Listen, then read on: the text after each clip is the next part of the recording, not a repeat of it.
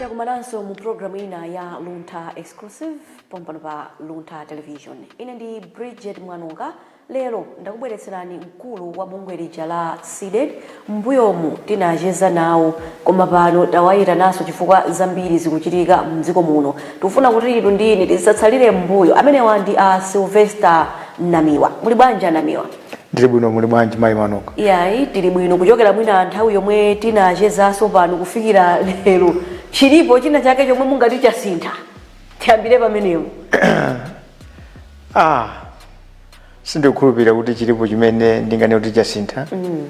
Ya mwina mutandifunsafunso mwina tiyambire pamenepo. Chabwino mwakhala mukupitirira kupanga accuse akuluakulu ena aboma kuti akudyera masuku amalawi. Mwina poyambirira penipeni muli ndumboni chifukwa posachedwa paso munachititsanso msonkhano wa Nkhani pomwe mumadzudzula nduna yoona zamalo kuti yayi afotokoze bwino kuti chuma chomwe chikuoneka kuti ali nacho pano achipeza kuti muli ndumboni. Mwina tiyambe kunena kuti mukapita gawo 12 la malamulo a dziko lino limafotokoza kunena kuti mphamvu zolamulira aini yake ndi amalawi amene akutionera pano. Amalawi aja amakavota aja, amalawi amene amalipira msonkho aja ndi adindo anthu ngati makhansala phungu komanso president timango abwereka mphamvu zija. Ndi zimene zimachitika zona kuti timabweretsa mphamvu zija pamodzi mmene tinachitira pa 16 September 2025 paja tidasankha Professor Arthur Peter Mutharika kuti azitilamulira ndi sanabwere okha anabwera ndi wachiwiri wawo Dr. Jane Asa. Ndipo popeza kuti ntchito ndi yayikulu sakanakwanisa kumagwira ntchito okha ndi anaona kuti ndikhazikise nduna adasankha nduna. Ndi timafuna tiyambe pamenepo kuti aliyense amene anapanga chiganizo chona kuti funa ndikhale kansala, wina kupanga chiganizo kuti ndifuna ndikhale MP, wina kupanga chiganizo kuti akhale president kapena nkuvomera atasankhidwa kuti akhale nduna ndikukalumbira ndi kumapita ku Capitol Hill kumagwisa ntchito ndalama za misonkho yathu imene timasonkha ino ndine fa tikagula mchere, tikagula sopo, tikagula chilichonse imene tikagula pamakhala msonkho. Ndi ndalama zija a Felix Tambulasi kwemwe alaye kucha ku Song House amazika pamodzi. Akazika pamodzi nyumba ya malamulo imakhala pansi ndi kugawa ndalama zija. Aliyense amene anafunsira ntchito kumagwira ntchito ngati wa polisi, wa chipatala, kandi DC, kandi kulanze ameneyo akugundwa ntchito wa Malawi Fatima mulipira. Akamapanga zinthu zake kwenika zipanga poyera chifukwa pa 14 June 1993 tidasankha ulamulo wa democracy. Ndi democracy imasindika transparency and accountability.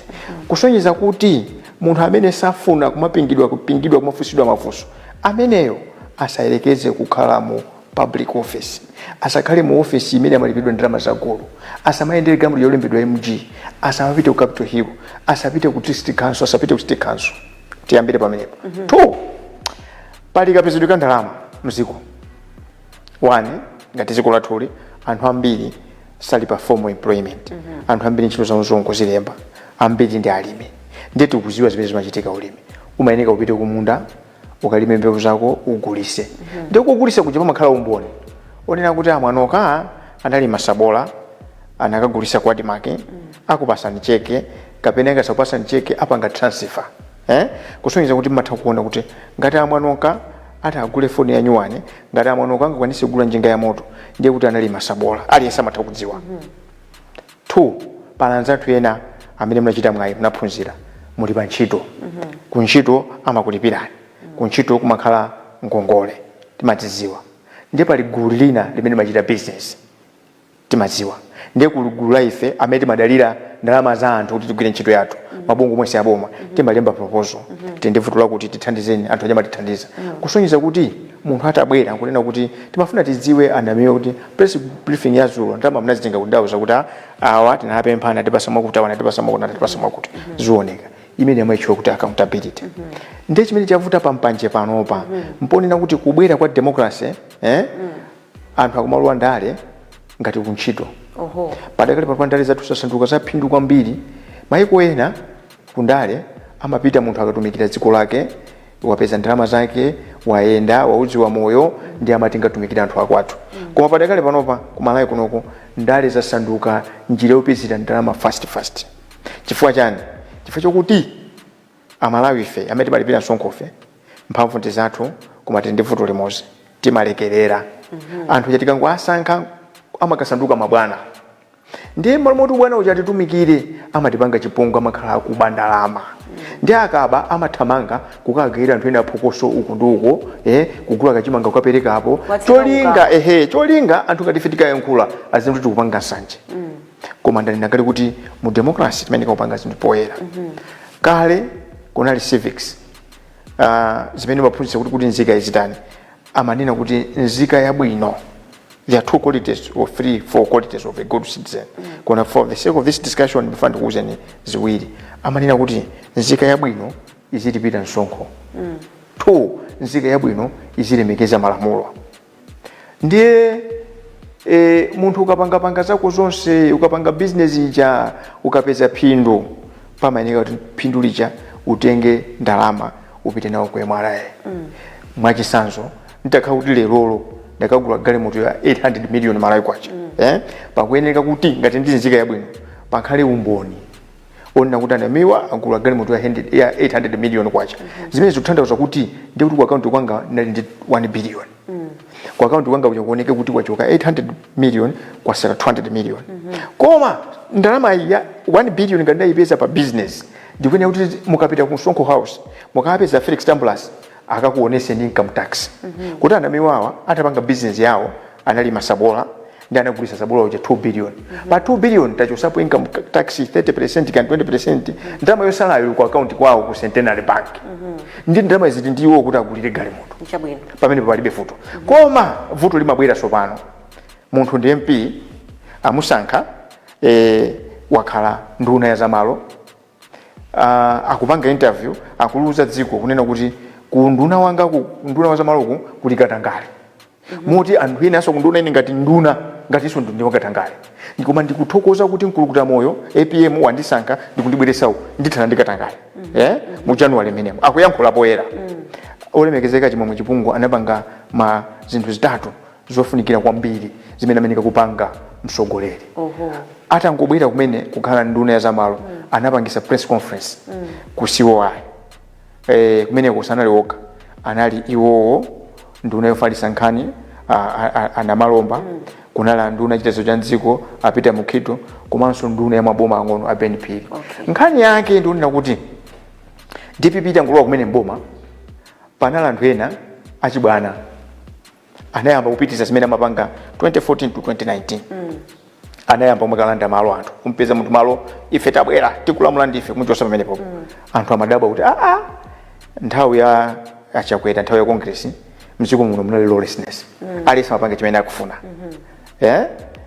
now tasintha tinadana zimene zija abwera Professor Arthur Peter Muthalika msogolera amene amalawi amangonda kwambiri mulungusa mamukonda APM ndiye inunso mukutere ndiye iwo anapanga ngati anthu omvizindikira nthawi imeneja anapangisa msongono watu Nkhani akuluakulu kuti kupereka 14 days aliyesa amene otenga malo amwini wake atani abweze ife tinaombera mmanja kwa basi mama wake panali program part times amati kulinji ya live mamwe ayinandita na ine ndiye mwezi ukakhala nawo achipungu anali pamenepo opangisa naleya malekano achipunguwo ine I think ngati siwanda nsisa anali pamenepo anabwiriza mawacha kunena kuti ntchito yanga yayikulu ku nduna wa zamalo nkunena kuti amalawi atikhulupirire chifukwa amalawi akudandira kuti kumene Katangale wamanga nthenje sanalekere pomwepo anapangaso interview mwezi omwewo ndi Brian Banda pa times kunena kuti kuteroko anthu akamationa ku Minister of Lands angutiona tonse Katangale kupatikiza ide ndi ntchito yanga yoyamba ndikuona kuti anthu atikhulupirire ndi pano chavuta ndi chani sitifika kumeneko atabwereranso anapanga chiganizo kunena kuti tipange kauniuni chifukwa mu programu ine iliyo Nkhani ya malo tikamayankhula manena kuti malawi muno tofunika tipange kauniuni wa malo kodi amwanoka malo muli nawo munapeza bwanji mmagwisa ntchito yanji zifukwa zimene munanenera kuti mufuna malo wani zimene mukupangira tiende chifukwa chani pa Chingereza manena kuti land is the only fundamental natural resource that sustains life kuroko inu ndife kuti tidziwe kuti amalawi ndifa ndi chamapo achamaoneka ngati mbatatacha that's what defines us as the people ndiyeno ngati tingaluze malo sitingane kuti ndife anthu komano nkhani yona kuti malo athu ali manja mwa ndani. Most of the prime land mukakayangana mpeza kuti ali manja mwa anthu ena pompana mungopita mu devil street mukapange audit mukapeza kuti pa nyumba 100 zilizo pa nyumba 10 zilizo zimene zili mu devil mucho nyumba 7 ndi za anthu ena maiko ena ali ku Belgium ena ali ku Australia ena ali ku France. Kuti mukapeze mmene mujamo nyumba yodya kuti yanzika mbadwa Malawi mulibe. Now mupite kulimbi mupite so timatina hape mpandu nawa kuti mmene mabwerera mwa chipungu mukuyankhula bwino komanso chinthu chandibwerere pambuyo pang'ono Professor Arthur Peter Mutharika akamayankhula ulendo wachiwiri akumanenesa kuti sayikira kumbuyo munthu wasi wakatangale andanena kuti government is not a feast boma si phwando. Ndi zimakanga kuti tindi president amene akuyankhula zabwino zimene amalawi akuzifuna ndiko bwino nduna yachinyamata amene akuyankhula zomwezo nkuvomereza poyera kuti kunduna kuli katangale kumaombera mmanja ife ndipo ndaombera mmanja kwa basi because chimene ndimafuna ine kuti dziko ili liziyenda mosawerengera kuti amwana okamachokera kuti anameme machokera kuti ngati munthu ali nkuthekera kuti apeze malo paseni malo musapase malo ife kuti ndi mwenye kapena ndi chibwenzi chanu ayi. Now 6 months down the line tisanafike 6 months nkhani ya national audit ija anayichepesa adasintha mawu iyaye tingoyamba koma tikapanga kauniuni ku area 3 ndi ku area 10 kulilongo mmenemo sanatipase report kuti kodi anthu anja anapasa 14 days aja anachokadi nkhani kuti kauniuni ku area 3 ku area 10 sanachitike zimene tikumva ife nzonena kuti uku kwedero ku airport kulumba zokucha anthu agawana malo aboma kumeneko wina akumanga nyumba 30 in 2 months wamanga nyumba 14 ndiye kuyamba kuifufuza nkhani ija mwamwayi munthu mmozi amene machudo tinamuyimbira phone ano man Paulo Chisale ifsati kuna nditangotenga uthengawo nkwapasa pa Facebook Martin box anayimba phone iya anthu akundinamizira koma ine ndiko ndi plot imodzi nati we are getting somewhere anachulanso azezawo akulu abomawo tinadaba kuti malo aboma anthu akudandaula ndi kuli nduna ndi akulu aboma tinachita chidwi tinatenga uthenga omwe uja unalembedwa pa cables na atumiziranso achipungu achipungu anandiyimbira foni iye tikumane tiye sana kumane bwanji tikulembereni kalata ndikalata chamunaiona ichi so mudziko limene kuli malamulo papeza kuti kabwera atambwali afuna malamulo azazemba njira yabwino kuti anthu aja kumane ndi ainake adzikolo ndi ainake ndinu ndine ndifanira kuti chabwino APM temu yake yomaliza akanakhala kuti anthu amene amuyandikira ali ndi chikondi kwa APM bweza kumuteteza koma ngati APM ali ndi serious enemies ndi anthu amene amakhulupirira kwambiri and izi APM ndinamuuza Your Excellency you are a very good leader amalawa mukukondani you are a statesman koma vuto ndonena kuti anthu amene makhulupirira ndi amene amapanga sabotage APM agenda kuti loko ngati APM legacy italephereke anthu ake ndi amenewo anoma ni Paulo Chisale achimwemwe chipungu list yotizionjezera awawa ndikuwachula ife kuti atuluka kale pa list ya Nkhani ya ku ATL anthu alipo list tizionjezera and zimene tikupanga ife asidedi and zimene kupanga Namiwa pano ndikuteteza mbiri ya APM because afuna APM azachoke ngati olephera achakwera achoka ngati munthu olephera APM anali ndi mwayi analamula 2014 kuzafika 2019 kuzachoka 2020 kuzachoka ndi inali nthawi anapanga reflector anadziwa koma chimene anapanga ndionena kuti anthu amadziwa kuti APM tikamvotera ndi kuti achisale abwerera APM tikamvotera achina chipungu abwerera ndiye zimene anapanga APM amati alidere nkulinga utaenda naye sanafuna kuti angutengera za anthu aja anapasa anthu ajanso mwayi wachiwiri nawo anthu aja mmalo moti apange amalawi kuti mmanama ife ndi anthu abwino tinasinthika lero akupanga the very same things zimene amapanga zija zimene apangisa kuti anthu adane ndi APM ndifake ife tayima ndime pamene ndifake tayima pano pakuti we want to defend legacy ya APM because we know what APM is capable of doing we know APM is a patriot koma anthu awa ndiye lero ayamba kuoneka mmozimozi atuluka awiri ndiye not ndimanena kuti pamene anthu aboma amene mwasankha anthu ochepa ayamba kupanga ukaswiri ndikumafuna kuti azizemba malamulo azikakumana ndi anthu accountability. Chabwino nthawi ija titachezanso munanena kuti APM ndi mtsogoleri wabwino koma anthu amene amuzungulira mukubwereza zimenezo. Ndikubwereza panopa andi ndatchula panopa anthu alipo akuzidziwa koma panopa amene aonekera poyera malinga ndi nkhani yaku ADL kumalo ifa achisala nachita kunena kuti zimene alemba kebozi AI andionjezera ine plot yanga ndi imodzi ndi nawuza kuti chabwino panopa tikupanga people power forum ndifuna mukaonekere mukanene chifukwa achisalewa ku constituency kawo ndibwena tisanafika kumeneko nene kuti achisalewa akuoneka kuti ndi munthu amene ali mphamvu kwambiri msikomo ndi wachitetezo wansukulu dziko lino kuchipani ndi director wa chinyamata kenaka kuonjezera pamenepo ndi phungu kuncheuko kuchoka pa uphunguwo chinakomena president professor Arthur Peter Mutharika wasankha kuwapa sanso mpando wofunikira kwambiri wachiwiri kwa nduna yachitetezo maudindo 4 tikamaliza pano tiyamba kusakasaka anthu amene amaziwa za malamulo kuti atithandize kuti pamene pajapo mukuziona bwanji fangati dziko tikuyang'anira zinthu zina kuti siku lake anthu azatizuzula kuti zoona inu munthawi iyi mwakakalekerere munthu mmodzi kwakhala ndi maudindo ochuluka chonchi tingoyerekeza kuti ku State House kuja atenge ku galimoto aziyendera ngati wachitetezo wa mtsogoleri wa dziko ndiye ku ndunako atenge galimoto aziyendera ngati wachiwiri wa nduna ku parliament tikuziwa kuti anapasa ngongole anandiuza okha kuti anapasa ngongole pa 400 million okha anandiuza ukunso kuchipaniku muziko muno tili anthu 23 million are we sure tikaunjike mphamvu chonchi kwa munthu mmodzi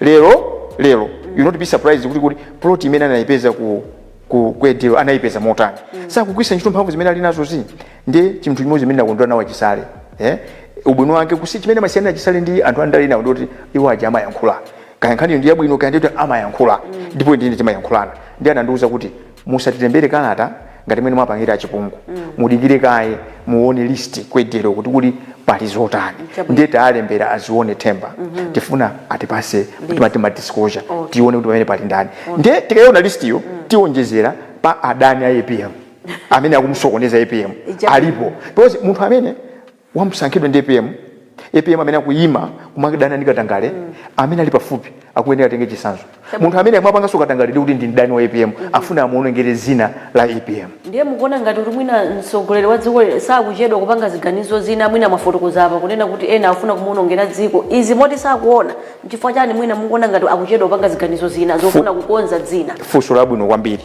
kwa mafunsa munthu olakwika APM ali ndi uwanenera wake chipani cha DPP chindi mneneri wawo ndiye funso limenelo musandifunse ine ndi wasidedi koma mukuteteza legacy ya APM exactly because we know singamuyankhulira koma mufuna kuteteza legacy yake ndithu anthu asayiononge ya anthu aza mukumbukira kuti tinali ndi mtsogoleri APM amene mulungu anamukonda mulungu amamsunga mulungu amamuteteza komanso amakonda amalawi amamukonda zidachitika kuti makoti ndi anthu ena anapanga chiganizo koma amalawi anena kuti APM timankonda anabwerera so izozo zinazo mufuse aneneri aka APM ayankha chabwino mwina mukufotokoza mwanunso zikuoneka kuti ndikulakwitsa kuti tinene kuti boma ilili lomwe amalawi analikhulupirira likualephera amalawi kwakwaniritsa zofuna zawo mkulakwa kutero padakali pano pa zimenezozo mukayankhula simukulakwisa chifukwa chonena kuti zinthu zimene anthu anadanira kwambiri ndi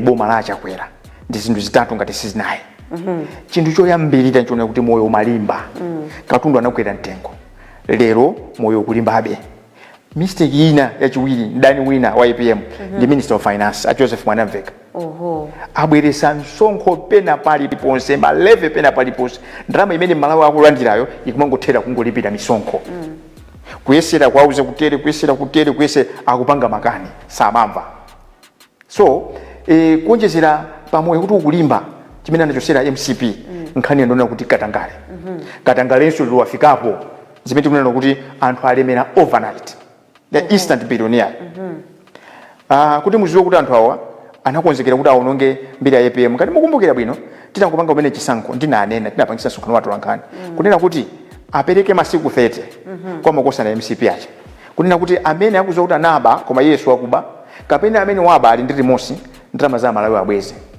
akanakhala kuti DPP samafuna kuti abenso zimene akanazimva koma anakana chimene akanira afuna kuti iwo wanso abe akaba asazayimbidwe milandu chifukwa lero mutati muone zimene ainspia amene ali ndalamachi amamanga zosekesa kwambiri tikuziwa kuti uyu amaba ndalama wina wake amayenda mumakampani kumasonkhesa ndalama kwina wake anatenga 200 million kampani ya tii inake anamanga mlandu ati osokoza a breach of peace. Are you sure uyu amatuyende kumakatolera ndalama m'maujeni? So zimene zakupanga dala afuna atipomboneze akanakhala kuti anthu a DPP they were sincere budget yoyambirira ija half of the money akanaitenga ndalama zimene zinalikale mu outstep zimene anatenga kale ya MCP to prove that ifana ndikuwuzeni kuti ku NIF kunapita 400 billion Malawi kwacha ati akapereka ngongole nthawi amene anali atampitisa ku NIF amayenda pa ojani Nissan Note kumaliliro he owns mina nyumba mwina for 300. Yes. So zinazo kweka zimeze kuzitanisa zonse kuzibweresa ndalama kunali account ine yake kunalwa 48 billion Malawi kwacha mbali mutu nyamange anangotenga na mamulumuza na omwewa. We'll get to that. Anthu amita chula ndani kuti ulendo uno anthu aba koma movutikira ulendo uno sitilola anso because tinataya nthawi 5 years ndachakwera so makosa nawo satipusisa mukufuna kusatayi so nthawi ina ya sititaya nthawi sititaya tell me, you know, these guys, they will deliver. Not because they like it, that's not their money. 1, 2, no one forced them. They should accept their positions. Some of them they had to contest. Anachita chisango kuti akhale pampando. Ndiye apange zimene tikufuna ife. We will not allow them, we will not give them space kuna kuti asokoneze zikoni because tikwaziwa kale anasokoneza. Ndifake ndinanena simana kuti some people amayikonda brand ya DPP. And when amayikonda brand ya IPM, kuma they were reluctant. They were hesitant kuti amvotera IPM because amazoti avotera IPM wakuti azipanga zakuti wakuti azipanga zakuti ndifanira kuti anthu amene anavota sana votere su DPP ngati chipano andili nofanira ne pano mu chisungechi ngati sizisintha kanthawi aka DPP 2030 si winner. That's the end of them. Anthu anathana ndi MCP because MCP ja anthu anathana nayo basi panonso panopa ati ndi nthawi 2-3 months kuti they should fix things akatereso Malawi athana nawo nkhani yake ndonena kuti Amalawi azindikira kuti anthu andale Amalawiwo ifeyo Amalawi fokonda tima all vote afe tima akonda Amalawi koma iwo satikonda umbono wake ndo because nthawi yachitika apayi si nthawi ina kuti bwezi tikumadandaulaso pano bwezi pano timakamba zina titadusa Chabwino mwina in your opinion is DPP performing better or worse? Pano pasafika lero as at now they are at par ndi MCP. Ifakine na kuti lero zikuvuta kusiyanisa kuti kodi siku yake nayimbira a minister ena yake nafusa kuti kodi chakwera wabwerera ku State House anazezemuka pana mimi muyankhula bado no because zimene anthu amadandaula munthu wa MCP exactly zimene kupanga pano pa makosa nawo so lero ndena pano pa zimene zilili duzi zimene chikuwawa kwambiri anthu amene amamuziwa APM kuti is a patriot APM is a statesman mitima ikuwawa kuti zona APM liuzika muyika duzi ndichakwera no way, something has to be done. Ndifana sondo kuuze ndikuti ngati kuli chipande kuti anthu amene ali sympathetic to DPP ambiri their cream to la cream ndinawuza a minister of information kuti pamene mwakhalapo kula anthu ena 17 mbuyo kwa DPP amene ali magaza blue, they can do that job much better than you 17 times.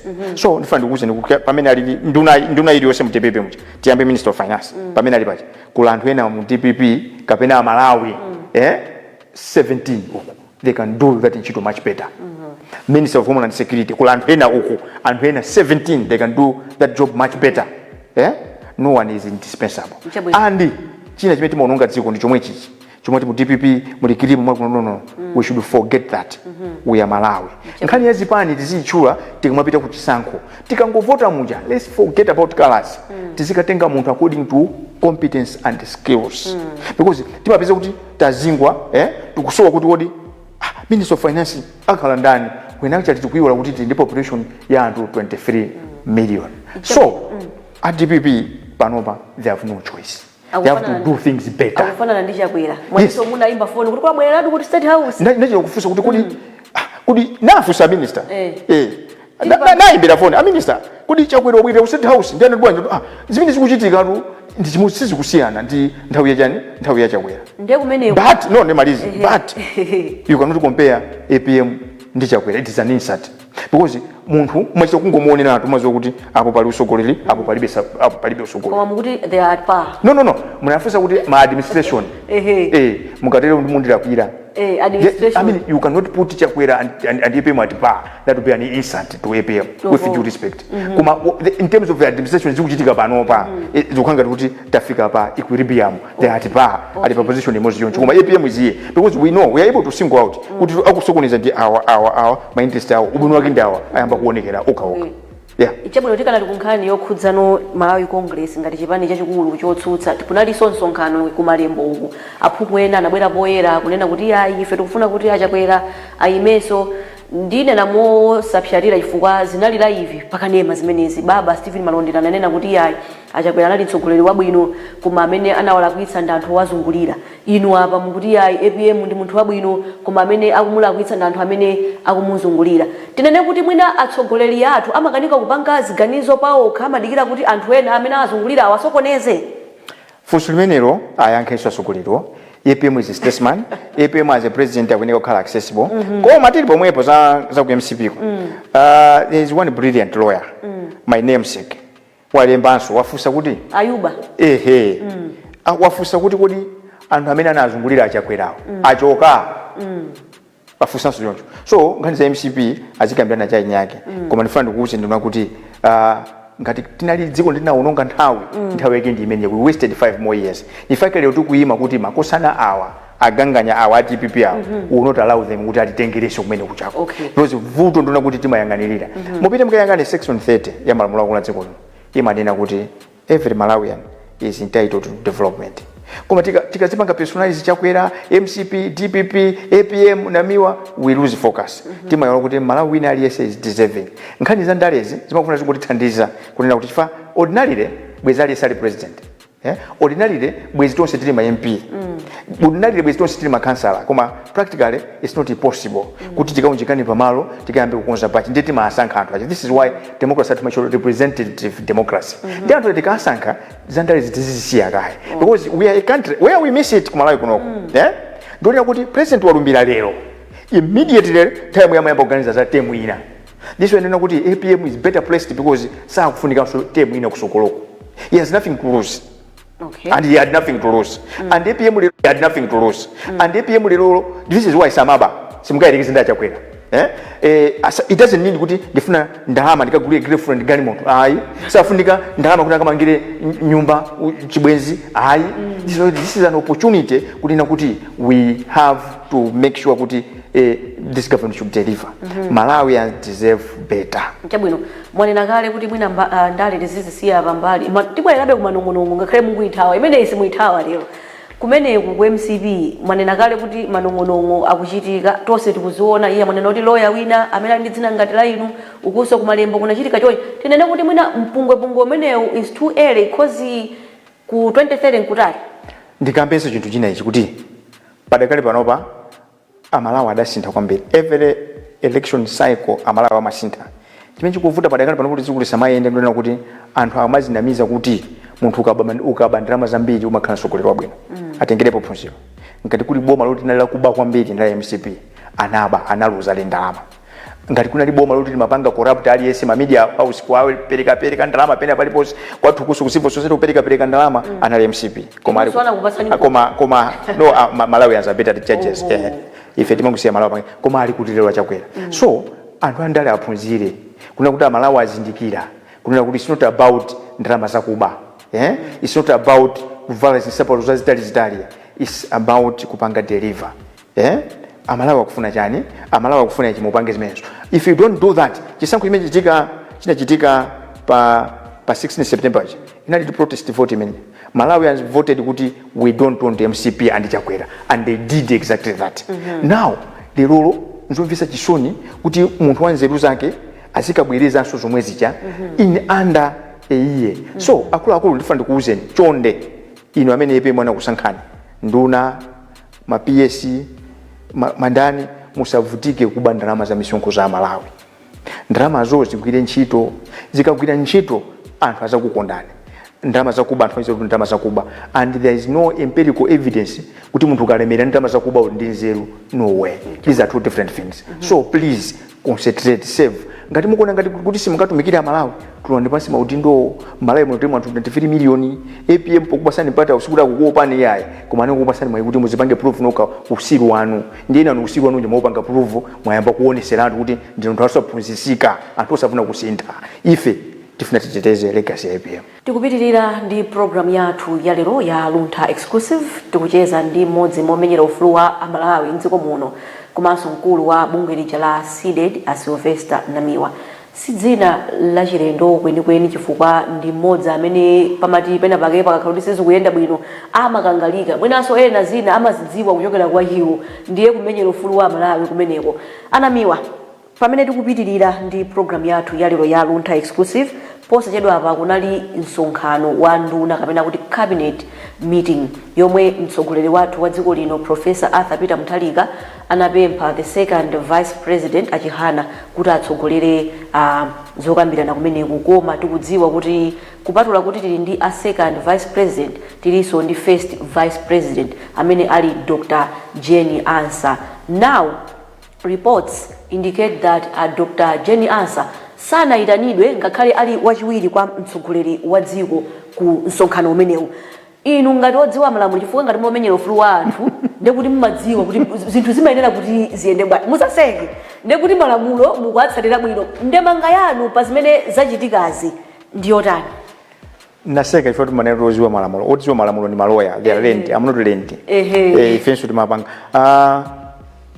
ndifake tina utenga umene utandipeza ndinafusa kunena kuti kodi ndi malamulo anje amene akugwiritsidwa ntchito pamenepo.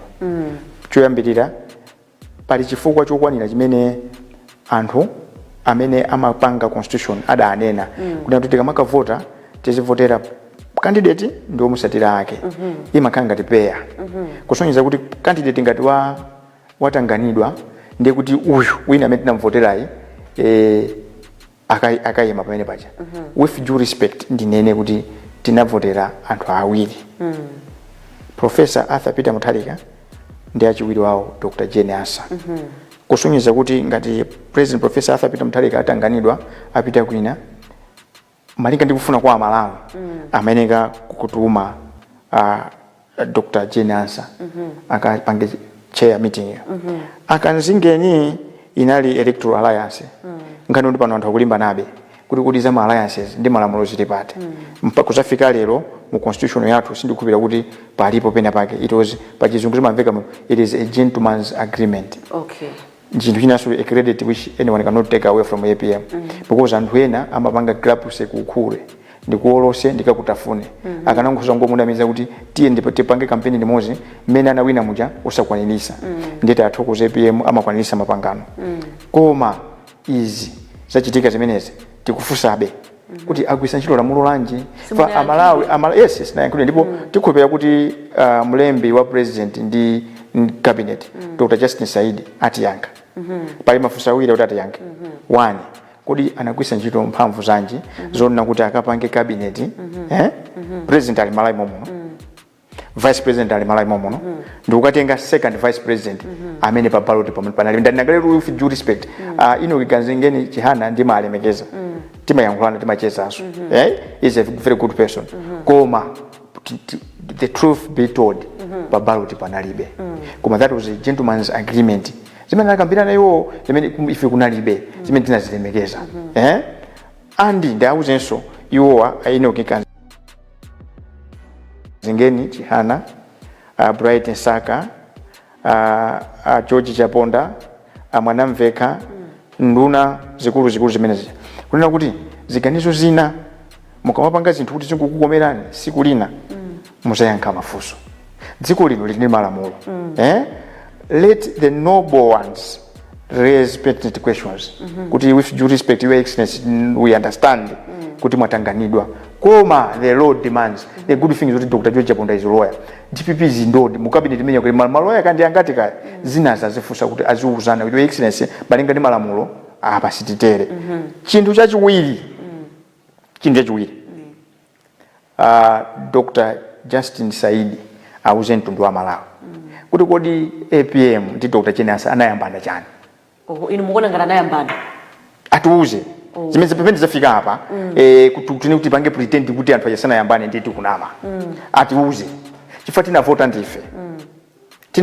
Tinavota ndife. Ndani akali kuti there is a good reason pali chifukwa cha mwino kwambiri chimene anthu anachiona kuti anthu achizavotera awiri.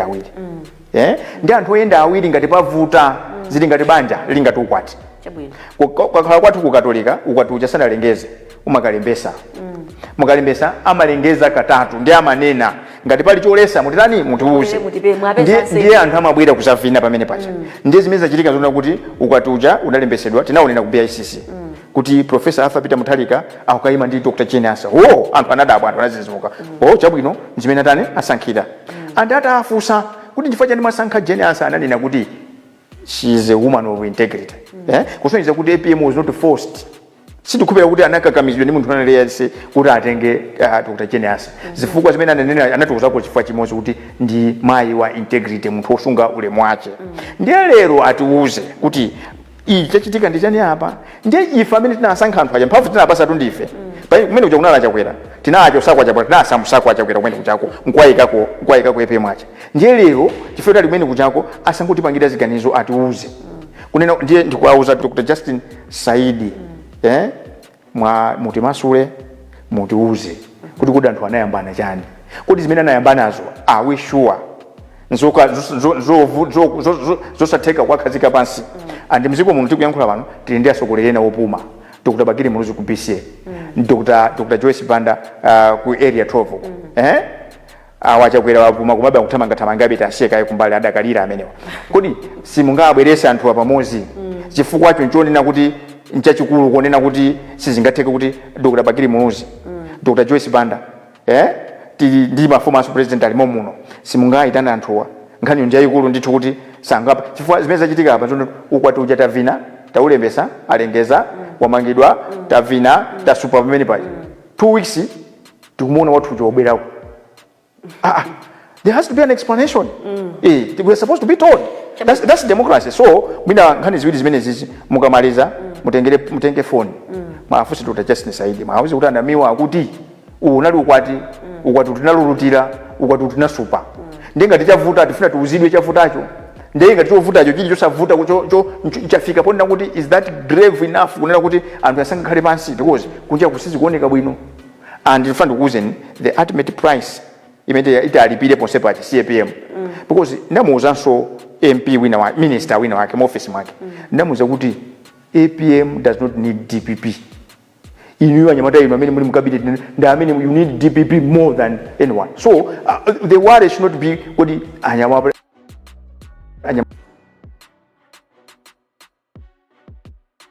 wa cabinet. Are you sure my cabinet minister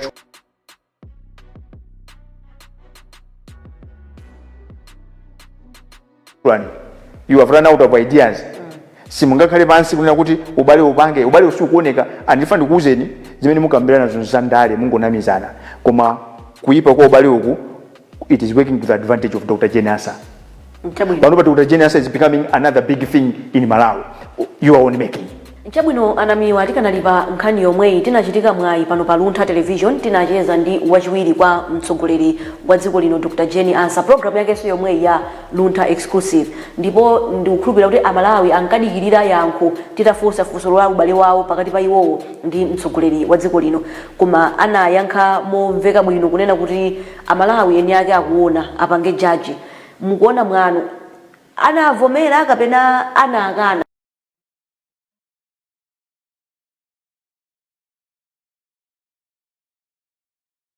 komanso mwina tinganene kuti chani mwanena nokha kuti analipo mpano munali ndi mwayi ona kuti mwafuse kuti avumene kuti akane koma ngati iwo anapangira she was just smart because amachitenga choma chibwenda ndakali kuti unali ukwati umene unalembesedwa ku electoral commission sikuti anangolembesa nkhoso anaperekanso chinchato kumakhala nomination fee kumene kunalipidwa ndalama kumene kucha anakaunikidwa azunazungulira anapanga kampeni kena kandi kuzapambana ndikukalumbira maona now amalawi akuona fa anthu ajanapita ngati set sikuti amanamaya koma ineyo ndanena pano kuti ndauza a DPP those people that matter, especially the very few people amene amaziona kuti they are very important kwambiri ku DPP kula anthu enake samapitira 5 they think kuti they own that party they DPP kamalamula they think they own this country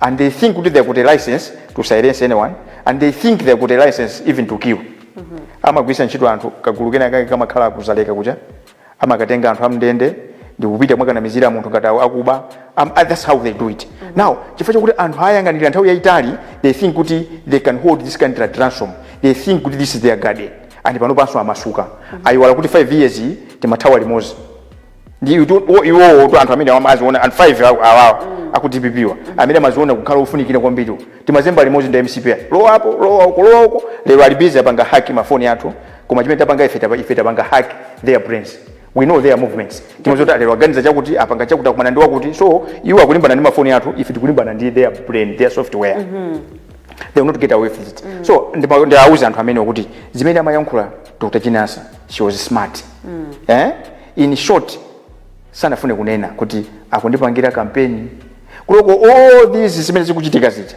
the ultimate beneficiary is Dr. Jinasa akwapangira campaign poyera tifanira kuti ngati izizi sasintha izizi in the next 2 months the next president of this country is Dr. Jinasa wapanga zimene ndani anyamata DPP their own making they are refusing to learn from the previous mistakes the mistakes they did from 2014 to 2019 and now they are refusing to learn from mistakes that have been committed from 2020 to 2025 amene alipanga chakwera ichabwino munazafotokozapo so kunena kuti mukudikira mayankho kumafunso awiri amene mwafunsa Saidi kuti kodi lamulo lake ndiliti anayankha kunena kuti mtsogoleri wa dziko lino ali ndi mphamvu osankha munthu amene akwenera kuti akamutumikire ntachezanso ndi Dr. Jinasa pompano nditawafunsa za ubale wawo ananena kuti ine ntchito zomwe akumandituma mtsogoleri wa dziko ndikumakagwira ngati aganiza kuti yayi amayiwa tatume olekeza apa kapata achotsere ntchito iyi ndekuti ndimene aganizira ngati Professor Arthur Peter Mutharika ananenanso kuti iwo ndi mmodzi otsatira malamulo ndipo mtsogoleri wa dziko lino tinachitika mwayi kutinso ndi mmodzi otsatira malamulo ananenanso kuti ndi mphamvu ya mtsogoleri wa dziko kusankha munthu onena kuti akamutumikira akakhala kuti iyeyo palibe zimene asizikuyankha mafunso anu aja ku Malawi anthu mukapasa mphamvu amasiya kuganiza kugwiritsa ntchito mitu the brain they use their berries ifa focus yawo ili pa ndalama kuba so taona kuti asugula ndalewa akakhala pafupi ndi ndalama mitu yawo sigwira mitu yawo imamba kugwira akakhala kunja kwa boma ndifai kama yankha ngati izi ifa zimene zonena kuti president ali ndi mphamvu ayiwala kuti mphamvu zinachokera kuti mphamvu zimene akunena Saidi kuti president ali nazo zinachokera kwanda zinachokera tu kwa Malawi zijenda songaniza pa 16 panja mphamvu zake ndi zimenezo so ayiwala kunena kuti even the president is delegated president uke ndotumidwa amutuma ndana Malawi 3 million aja ana vote aja 50 chakuti percentage anaipeza ipe mwija sikutachokera kwa iyeyo ria Saidi wo vote yawo ndi mozi who else tawerenga mu cabinet muli anthu angati aliyese vote yake mozi sika napanga 3 million now ayiwala akumayankhula mosimbwa akumayankhula motumbwa koma ndanakale kuti this is why Dr. Jinasa was smart fa ipi mungatani mphamvu zachokera kuti zachokera kwa Malawi ana vote aja so awawa angolezera because of drama zimene aba pakati apa zazunguza munthu this is saying kuti awawa drama aja kumaja movutikira and ndinene pano kuti lifestyle audit ija this is the way to go cabinet yonse timaliza panopa tithokozeswa Malawi information ikubwera uyu wapangaza kuti amene safuna kuti zake zibwere pambalambanda atule pansi udindo apo hayi azipanga zofuna za Malawi mulitu minister amene mujaka tell you kuti kuli minister for example the minister of justice ni munthu samatekeseka because is clean samatekeseka muli anthu amene mujanthu integrity mu cabinet muja koma anthu ipawa they denting the image of the whole government cabinet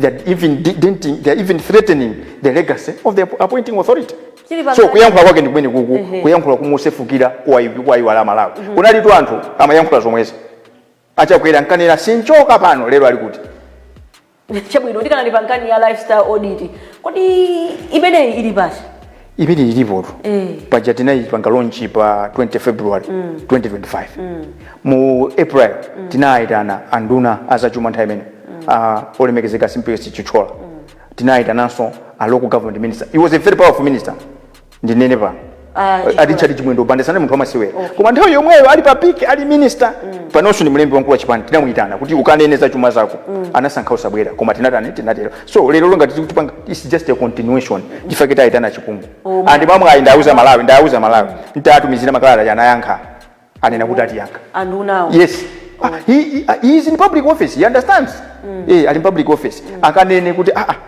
munamanga hotelo iyi poyamba inali lodge kuli 28 apartments ndi pano pamwayamba kumanga building akwati kuti mati upstairs kaya mati chani kuti zikulingana ndi undunawo komanso munanena kuti kunduna kwani kulikatangale komanso anthu akudandaula kwambiri kuti ndiye anena kuti atiyankha ndi tisonkesera zonse pamodzi zimene tiyankhezo ndi ife tizabwera pambalambanda afotokoze kuntundu wa Malawi. If we want to develop this country we have to get angry with corruption.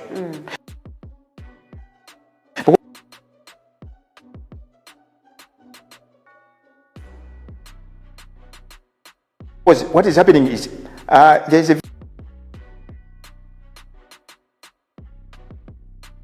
very interesting uje nina pangidwa ngoti anthu sana ikoke anduna za maphunzi vanadabwa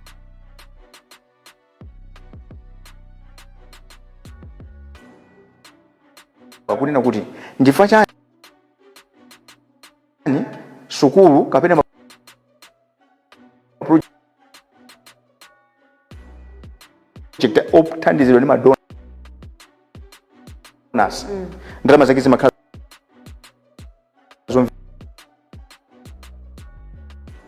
very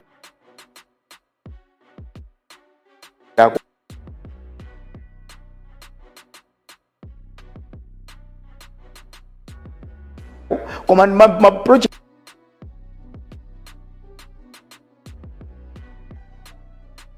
onse amene amapita misonkho ya Malawi kuchokera budget amakhala odula amachakugwirizana anthu amakapangana.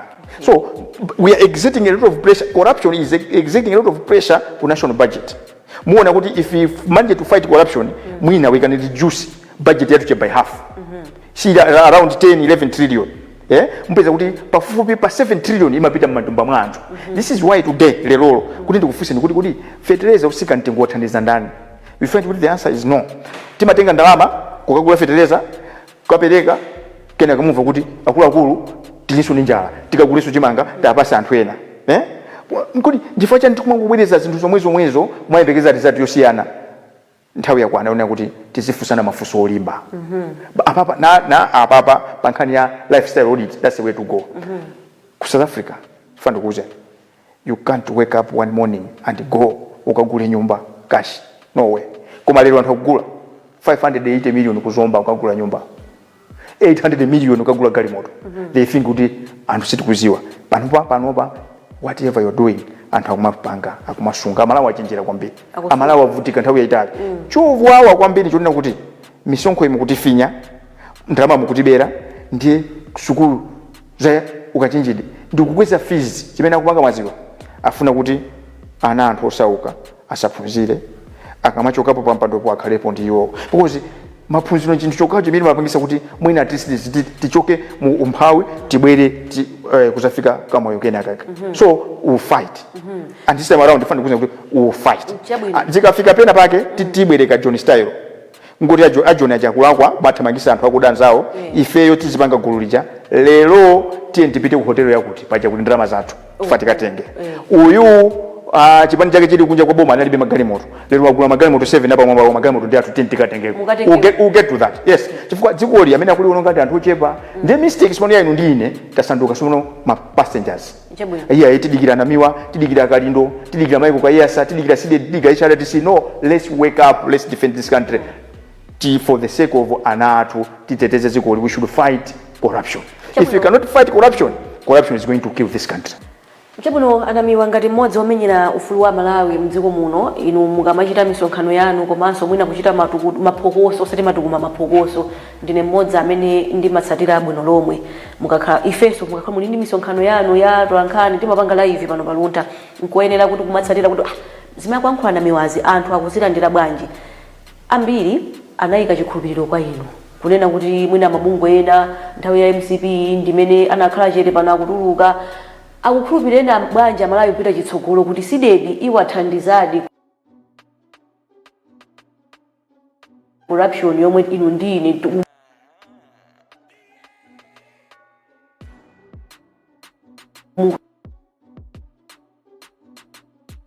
tukukamba pano tichose mtima unena kuti mavuto watha nawo munthu umodzi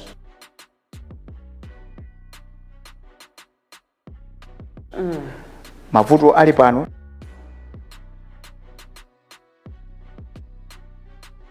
ndi atonse ngati dziko litu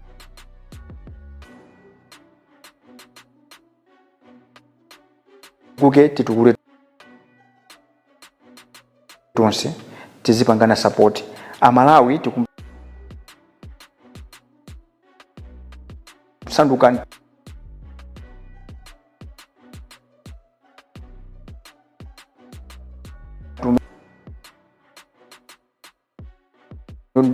mtima ujotu akuti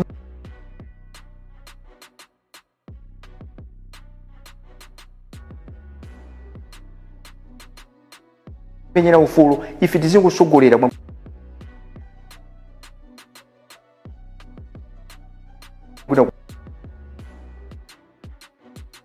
kumuzibwera Malawi anza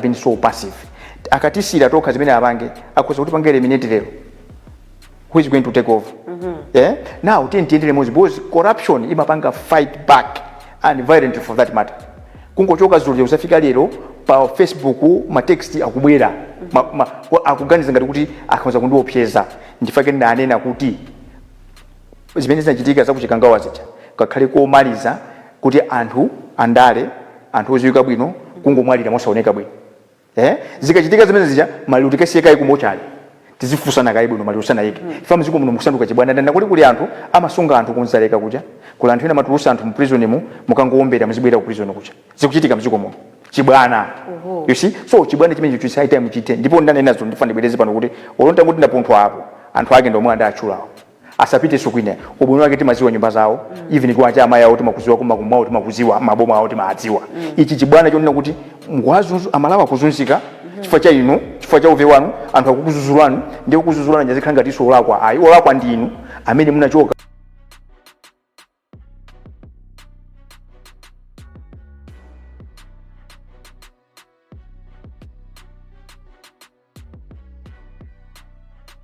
kupita mwakatenga ndalama za Malawi kumazisokoneza so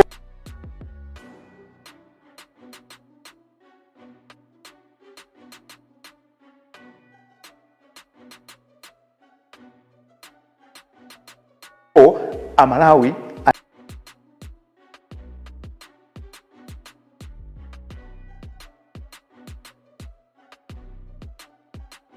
as long as I'm alive Nkhani yanga ndiona kuti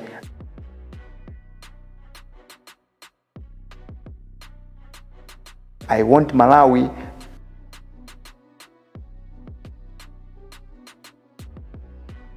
to have a vibrant democracy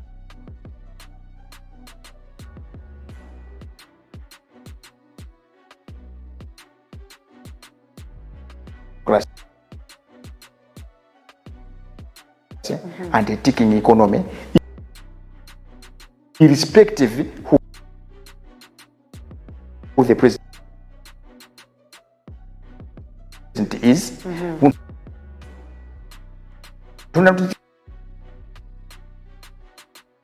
Katifuna kulibidi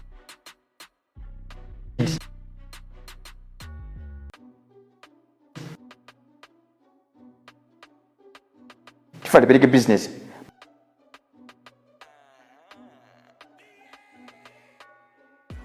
musemani kuti kuda mwana kama chongera kuti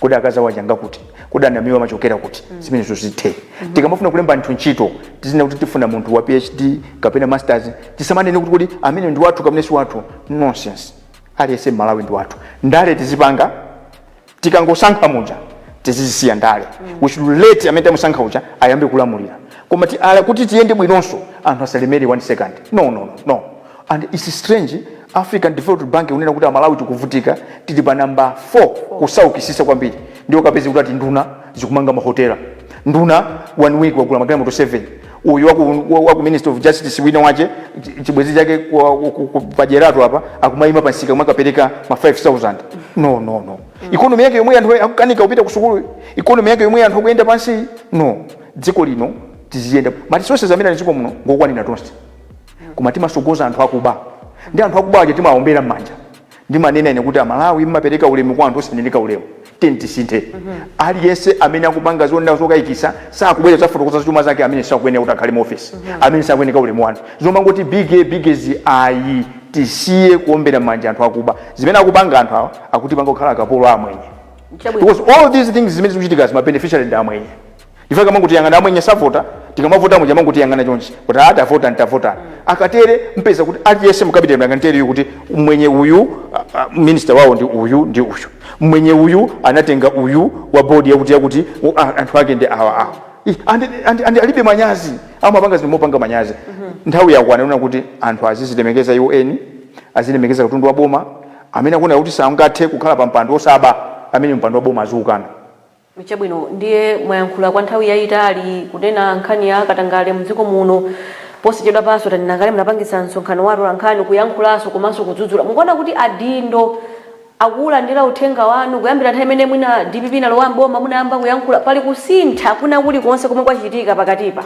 that's where we miss it pamene timasokonekera pamene mudziwe kunena kuti zimene timadandaulazi anthu amazipanga dala amapindulapo so every 40 system they are beneficiaries ndi anthu amene amapanga benefit from that system samayiona kuti yolakwika system imoneka yolakwika mukakhala kuti muli kunja ndali nakale pa chisanzo chabwino kuti mutali muyangane sitayo latenga anthu awa sakumangana safuna kuti ndalama zijabweze iwo akuba afuna zikhululukirana so anamizana kuti panopa MCP inaba takuti kutetezani DPP kuba muzatiteteze kenaka MCP so zabwere tichedwa nani nakuti the worst mistake we made in this country is to entertain Chakwera to mess around for 5 years sizachitika zimenezo mark my word this will find out akanganya awa titengana ndi to head on mpaka na they should deliver for the good of this country for the good of you ndi ana awo because they are so selfish angopanga za iwo they don't care kuti ana awo azasiya pati akuganiza katula akabazi nthu akamanga zikhala zawo no it will come a time it will come a country in this country it will come a time in this country tizamba kulondoloza tatifotokozere how did you reach here akakanika kufotokoza pali tutemwicha unexplained worth unazipeza zinthu ukufotokoza unazipeza bwanji zimenezo zibwerere kuboma zizabwerera kuli nyumba zamangidwa zakhala ma hospital ma university manyumba ina zapanga zipatala nzikula kolomwe ndrama zina zimene mu account zazitenga kuzibwezeresa mu public place zizabwerera kwa Malawi so Malawi tilimbike koma tisagone kwambiri ndithokoze anthu ajana choka kukhatatu akusakakasasira anapanga zoyenda kwa pansi mwana osalira mafera kunsana ndimalandira mafona mbiri bwera kuno mutitanize siningakhale vere kuona tizuke democracy requires that the citizens should be vigilant ma citizens asangokhala muzizira kuti atakatuyankhulira Namiwa ayi akayankhula nanga Namiwa akasiya kuyankhula nanga Namiwa akakhala kuti amwalira nanga akakhala kuti Namiwa aganiza kuti ndizipita kunja no tisakhale dziko longoyang'anira zinthu zoyipa tikamayang'anira zoyipa timakhala kuti tikuthandizira zoyipazo do the right to shame the devil muziko munomu taombera manja Satana nthawi yayitali koma nthawi yawo yatha fa ndi anthu owerenga titha kwawerenga ndi zimene amapanga kuchoni kuja mamoti tizipanga kwa alendo ife tiyapanga awa anthu akuti zunzawo chabwino pamene tikupita kumalechereche mutapatsidwa mwayi Namiwa olangizapo mwina adindo athu amene atizungulira kapena amene akuti tsogolera pakadali pano mwina malangizo atatu angakhale otani ayang'ane zimene amapanga Chakwera ndi result yake malangizo anga sapita patalia sakhalanso atatu iso limodzi muyang'ane zimene amapanga Chakwera ndi lero Chakwera ali kuti basi chabwino ita kuthokozani chifukwa chotenga mbali kubwera kuno kuti ticheze mu program imene ya Luta exclusive kapena paliso ena ma omaliza palibe chuma womaliza mwina ndingoyankhula ndi Amalawi chize pano chatonse tisamalekerere zinthu kulibe ndalama ya boma, ndalama ndi ya inu ndi ine. Akaba ndalamazo tizayafusa, akamapanga makani tiapangise manyazi, akapita kupanga makani John Style tipite tikatenge zinthu zathu. Zikomo kwambiri. Tikaterenso ndikuti tafika kumapeto pa program yathu ya lero ya Luntha Exclusive. Ndakubweretserani mmodzi mwa amenyera ufulu Amalawi mdziko muno komanso mkulu wa bungwe lija la SIDED amene wandi a Silvester Namiwa. Ayankhulapo komanso kutsindika momveka bwino kuti dzikoli ndi la Malawi, osasiyira munthu mmodzi awiri kapena atatu kuti atimenyere ufulu, koma zidze pano nzatonse. Tikagona ndikuti Malawi sakhala okomera wina aliyense. Ndithokoze nonse amene mwakwanitsa kuonera programu ilero.